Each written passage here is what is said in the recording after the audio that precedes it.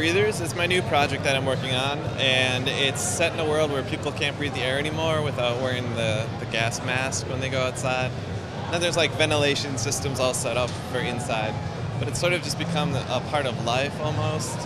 Kind of like, you know, you always have your cell phone on you, well, you gotta always have your breather on you, otherwise you'll die. And I'm kind of slowly revealing what's happened to the air.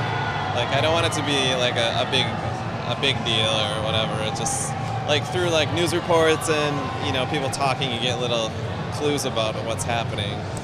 And then the story itself follows a small cast of characters, and their lives all kind of become entangled after this murder takes place. So it's kind of a murder mystery with, you know, sci-fi elements again, and a lot of character-driven situations, and we get into like their motivations and flashbacks and all that good stuff. So I tell it as a series of short stories, and then they're all gonna be like pieces of a puzzle, and it's all gonna come together in the end.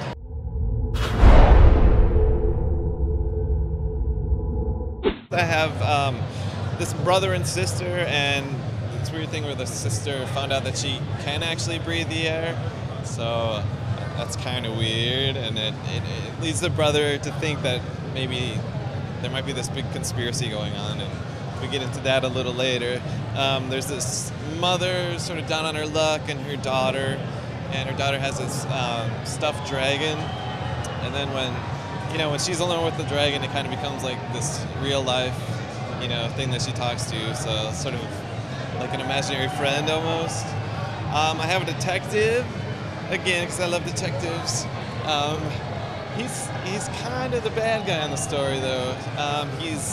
There's this drug, it's called Filter K, and he's addicted to that, so it creates all kinds of, like, I don't know, weird things happening, like, I don't know. It's kind of dark.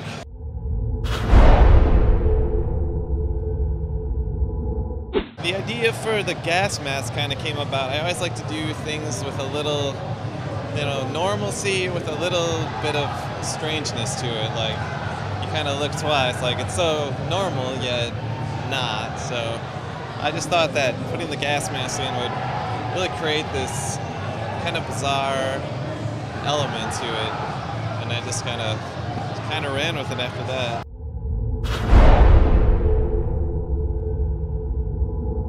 Self-publishing has its ups and downs, obviously. You know, the great thing about it is that I don't have to wait around for somebody to release a book or my work. You know, I can just do it myself. I have total control over what I do, so, you know, I don't have to answer to anybody.